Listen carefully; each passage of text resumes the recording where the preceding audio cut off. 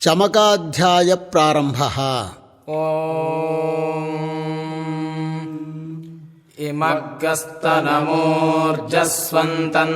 ಇಮಗ್ಗಸ್ತನಮೂರ್ಜಸ್ವಂತಂಧಯಾಪಾಂ ರಪೇನಮಗ್ನೆ ಸರಿರಸ್ಯ ಮಧ್ಯೆ ಉತ್ಸಂಜುಷಸ್ವ ಶತಧಾರಮರ್ವನ್ ಸಮುದ್ರಿಯಗ್ಗ ಸದನಮಾವೇಶಸ್ವ ಘೃತಂ ಮೇ ಮಿಕ್ಷೆ ಘೃತಮಸ್ಯ ಯೋ ನಿರ್ಘೃತೆ ಶ್ರಿತೋ ಘೃತಂ ವಸ್ಯ ಧಾಮ ಅನಶ್ವಥಮಾವಾಹಮಾದಯಸ್ವ ಸ್ವಾಹಾ ಕೃತಂ ವೃಷಭವಕ್ಷಿ ಹವ್ಯಂ ಸಮುದ್ರಾದೋರ್ಮಿರ್ಮಧುಮಾ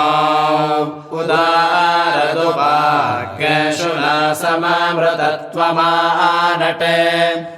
ಘೃತಸ್ಯ ನಾಮ ಗುಹ್ಯೈ ಯದಸ್ತೆ ಜಿಹ್ವಾ ದೇವಾನಾಮೃತಸ್ಯ ನಾಭಿಃ ವಯನ್ನಾಮ ಪ್ರಬ್ರವಾಮ ಘೃತಸ್ಯಾಸ್ಮಿನ್ ಯಜ್ಞೇ ಧಾರಯಾಮ ನಮೋಭಿಃ ಉಪಬ್ರಹ್ಮಾ ಶೃಣವಚ್ಛಸ್ಯ ಮಾನಂ ಚತುಶೃಂಗೋಪಮೇದ್ಗೌರಯೇತತ್ ಚತ್ವಾರಿ ಶೃಂಗಾತ್ರಯೋ ಅಸ್ಯ ಪಾದಾ ದ್ವೇ ಶೀರ್ಷೆ ಸಪ್ತಹಸ್ತಾಸೋ ಅಸ್ಯ ತ್ರಿಧಾ ಬದ್ಧೋ ವೃಷಭೋರೋರವೇತಿ ಮಹೋ ದೇವೋ ಮರ್ತ್ಯಾವ್ ಆವಿವೇಶ ತ್ರಿಧಾ ಹಿತಂ ಪಣಿಭಿರ್ಗುಹ್ಯಮಾನಂಗವೇ ದೇವಾಸೋ ಘೃತಮನ್ವವಿಂದನ್ ಇಂದ್ರಯೇಕಗ್ಗ ಸೂರ್ಯಯೇಕಂ ಜಜಾನವೇನಾದೇಕಗ್ಗ ಸ್ವಧಯಾನಿಷ್ಟತಕ್ಷುಃ ಏತಾ ಅರ್ಷಂತಿ ಹೃದ್ಯಾ ಅತ್ಸಮುದ್ರಾಚ್ಛತೌ ವ್ರಜಾರಿಪುಣಾನಾಪಚಕ್ಷೇ ಘೃತಸ್ಯ ಧಾರಾ ಅಭಿಚಾಕಶೀಮಿ ಹಿರಣ್ಯಯೋ ವೇತಸೋ ಮಧ್ಯ ಆಸಾನ್ ಸಮ್ಯಕ್ ಸ್ರವಂತಿ ಸರಿತೋ ನಧೇನಾ ಅಂತರ್ಹೃದಾ ಮನಸಾ ಪೂಯಮಾನಾಃ ಏತೆ ಅರ್ಷಂತ್ಯೋರ್ಮಯೋ ಘೃತಸ್ಯ ಮೃಗಾಯೇವ ಕ್ಷಿಪಣೋ ರೇಷಮಾಣಾಃ ಸಿಂಧೋರಿವ ಪ್ರಾಧ್ವನೇಶೋ ಘನಾಸೋ ವಾತ ಪ್ರಮೀಯಃ ಪತಯಂತಿ ಯಹ್ವಾಃ ಘೃತಸ್ಯ ಧಾರಾ ಅರುಷೋ ನ ವಾಜೀಕಾಷ್ಠಾ ಭಿಂದನ್ನೋರ್ಮಿಭಿಃ ಪಿನ್ವಮಾನಃ ಅಭಿಪ್ರವಂತ ಸಮಾನೆ ವಯೋಷಾಃ ಕಲ್ಯಾಣ್ಯಸ್ಮಯಮಾನಾಸೋ ಅಗ್ನಿಂ ಘೃತಸ್ಯ ಧಾರಾ ಸಮಿಧೋ ನ ಸಂತತಾ ಜೋಷಾಣೋಃ ಅರ್ಯತಿ ಜಾತವೇದಾಃ ಕನ್ಯಾ ಇವ ವಹತು ಮೇ ತವಾವು ಅಂಜಂಜಾನಾ ಅಭಿಚಾಕಶೀಮಿ ಯತ್ರ ಸೋಮಃ ಸೂಯತೆ ಯತ್ರ ಯಜ್ಞೋ ಘೃತಸ್ಯ ಧಾರಾ ಅಭಿತತ್ಪವಂತೆ ಅಭ್ಯರ್ಷತ ಸುಷ್ಟುತಿಂಗವ್ಯಮಾಜಿಮಸ್ಮಾಸು ಭದ್ರಾದ್ರವೀಣಾನಿ ಧತ್ತ ಇಮೈ ಯಜ್ಞನ್ನಯತ ದೇವತಾನೋ ಘೃತಸ್ಯ ಧಾರಾ ಮಧುಮತ್ಪವಂತೆ ಧಾಮಂತೆ ವಿಶ್ವಂ ಭುವನಮಧಿಶ್ರಿತಮಂತಃ ಸಮುದ್ರೇ ಹೃದ್ಯಂತರಾಯೋಷಿ ಅಪಾಮನೆ ಏಕೆ ಸಮಿಥೇಯ ಆಭೃತಸ್ತಮಶ್ಯಾಮಧೂಮಂತಂತ ಊರ್ಮಿಂ ವಾಜಶ್ಚ ಮೇ ಪ್ರಸವಶ್ಚ ಮೇ ಪ್ರಯತಿಶ್ಚ ಮೇ ಪ್ರಸೇತಿಶ್ಚ ಮೇ ಭೀತಿಶ್ಚ ಮೇ ಕ್ರತುಶ್ಚ ಮೇ ಸ್ವರಶ್ಚ ಮೇ ಶ್ಲೋಕಶ್ಚ ಮೇ ಶ್ರಾವಶ್ಚ ಮೇ ಶ್ರುತಿಶ್ಚ ಮೇ ಜ್ಯೋತಿಶ್ಚ ಮೇ ಸ್ವಶ್ಚ ಮೇ ಯಜ್ಞೇನ ಕಲ್ಪಂತಾಂ प्राणश्च मे पानश्च मे व्यानश्च मे शोच मे चित्तम् च माधेतम् च मे वाक् च मे मनश्च मे चक्षुश्च मे श्रोत्रम् च मे दक्षश्च मे बलम् च मे यज्ञेन कल्पन्ताम् ओजश्च मे सहश्च महात्मा च मे तनोश्च मे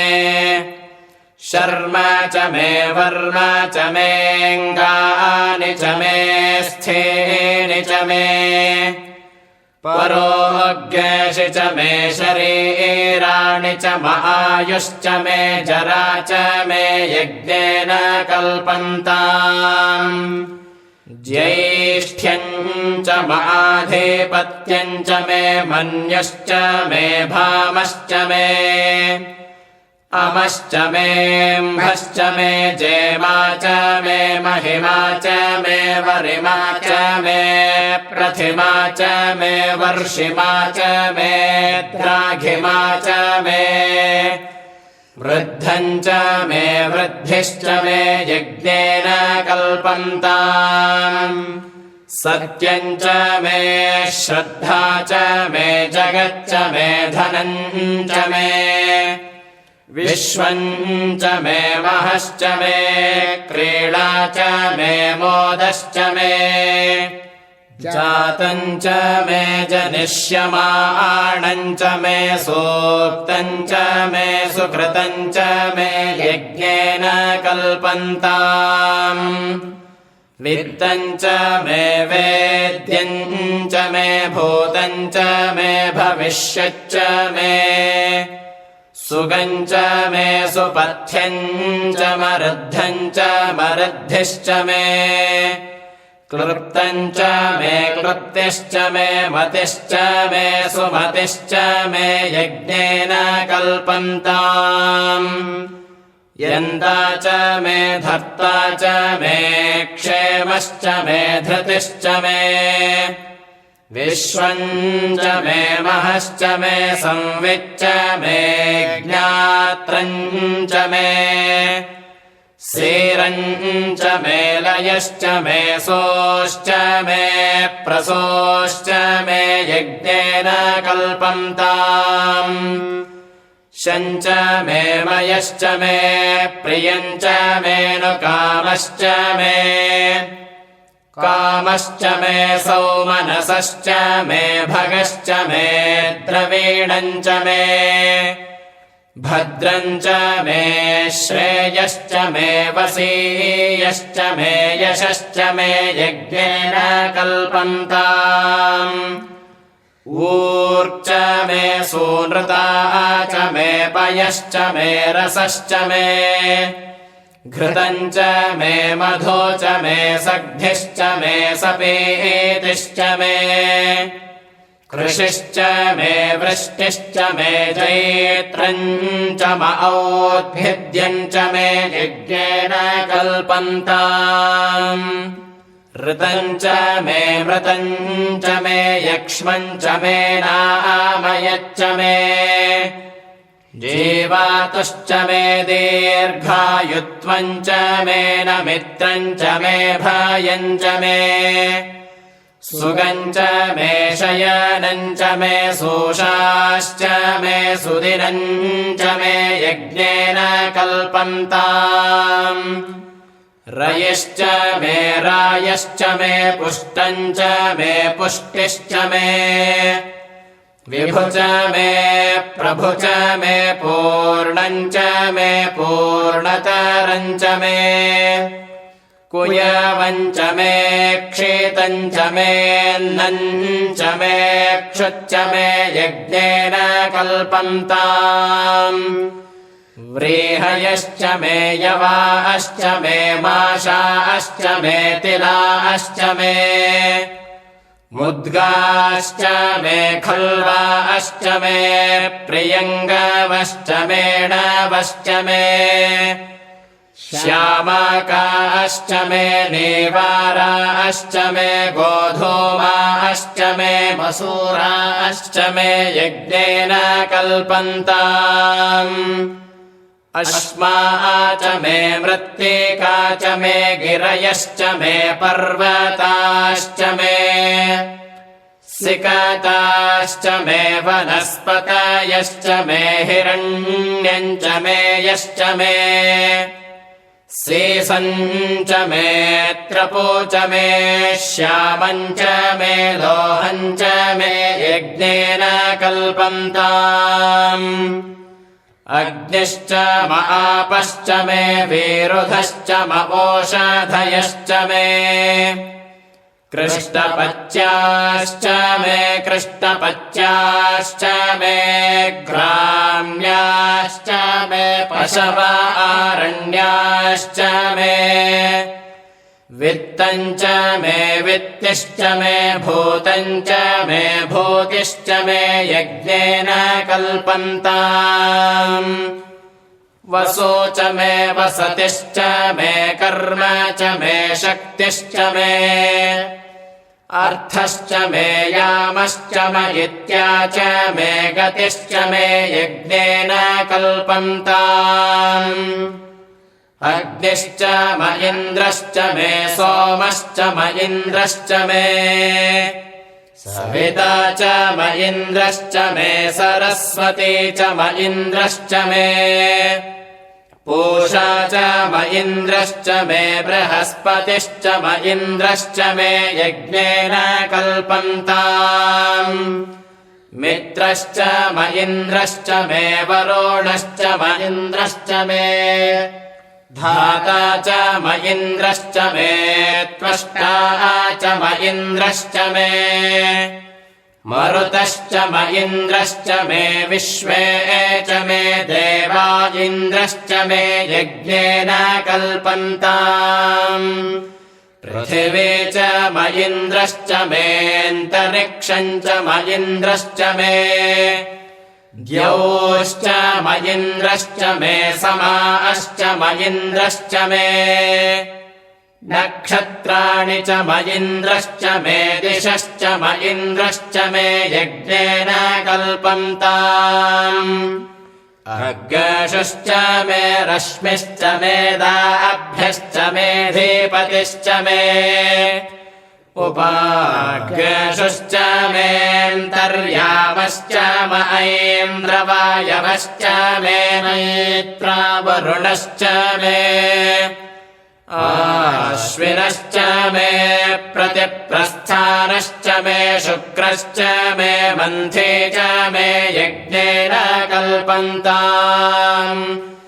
आक्रयणश्च मे वैश्वदेवश्च मे ध्रुवश्च मे वैश्वानरश्च मे ऐन्द्राग्नश्च मे महावैश्वदेवश्च मे मरुत्वतीयाश्च मे निष्केवल्यश्च मे सावित्रश्च मे सारस्वतश्च मे पात्नीवतश्च मे हार्योजनश्च मे यज्ञेन कल्पन्ताम् सृजश्च मे चमसाश्च मे वायव्यानि च मे द्रोणकलशश्च मे ग्रावाणश्च मे धिषवणे च मे पूतभृच्च माधवनीयश्च मे वेदिश्च मे बर्हिश्च मे स्वगाकारश्च मे वभृतश्च मे यज्ञेन कल्पन्ताम् अग्निश्च मे घर्मश्च मेऽर्कश्च मे सूर्यश्च मे प्राणश्च मेऽश्वमेधश्च मे पृथिवी च मे दीतिश्च मे दितिश्च मे द्यौश्च मेऽङ्गुरयः शक्वरयो दिशश्च मे यज्ञेन कल्पन्ताम् व्रतम् च मरुतपश्च मे संवत्सरश्च मे तपश्च मे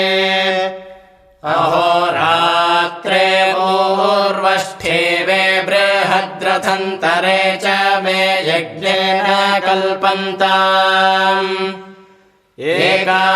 च मे तिस्रश्च मे पञ्च च मे सप्त च मे नव च म एकादश च मे त्रयोदश च मे पञ्चदश च मे सप्तदश च मे नवदश च म एकविंशतिश्च मे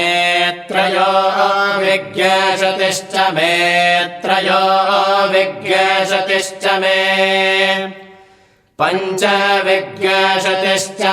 पंचविंशतिश्च मे सप्तविंशतिश्च मे नवविंशतिश्च म एकत्रिंशच्च मे त्रयस्त्रिंशच्च मे यज्ञेन कल्पन्ताम् चतस्रश्च मेष्टौ च मे द्वादश च मे षोडश च मे विंशतिश्च मे चतुर्विंशतिश्च मेष्टाविंशतिश्च मे द्वात्रिंशच्च मे षट्त्रिंशच्च मे चत्वारिंशच्च मे चतुश्चत्वारिंशच्च मे अष्टाचत्वारिंशच्च मे यज्ञेन कल्पन्ताम् त्रयविश्च मे दित्यवाच्च मे दित्यौहे च मे पञ्चाविश्च मे पञ्चावी च मे त्रिवत्सश्च त्रिवत्सा च मे तुर्यवाच्च मे तुर्यौहे च मे यज्ञेन कल्पन्ताम् पष्ठवाच्च मे पष्ठौहे च म उक्षा च मे वशा च मे ऋषभश्च मे वेहच्च मे लड्वाग्यश्च मे धेनुश्च मे यज्ञेन कल्पन्ताम् वाजाय स्वाहा अप्रसवाय स्वाहा अपिजाय स्वाहा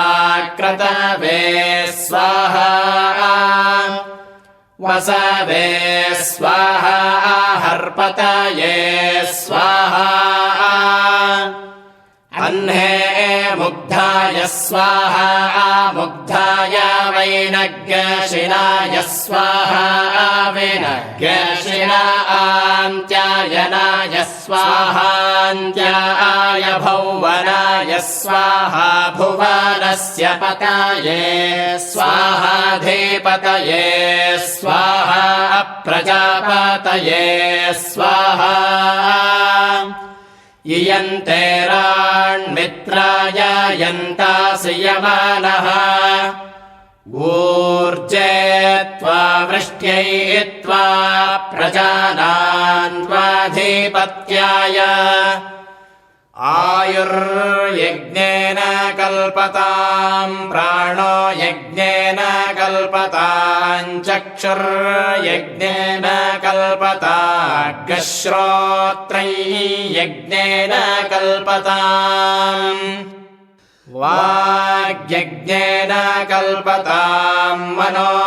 यज्ञेन कल्पतामात्मा यज्ञेन कल्पताम् पृष्ठै यज्ञेन कल्पताम् ब्रह्म यज्ञेन कल्पताम् यज्ञो यज्ञेन कल्पताम् ज्योतिर्यज्ञेन कल्पताम् यज्ञेन कल्पताम् स्तोमश्च यजुश्च ऋक् च साम च बृहच्च रथन्तरम् च स्वर्देवा अगन्मामृता अभोम प्रजापतेः प्रजा अभोमवेत् स्वाहा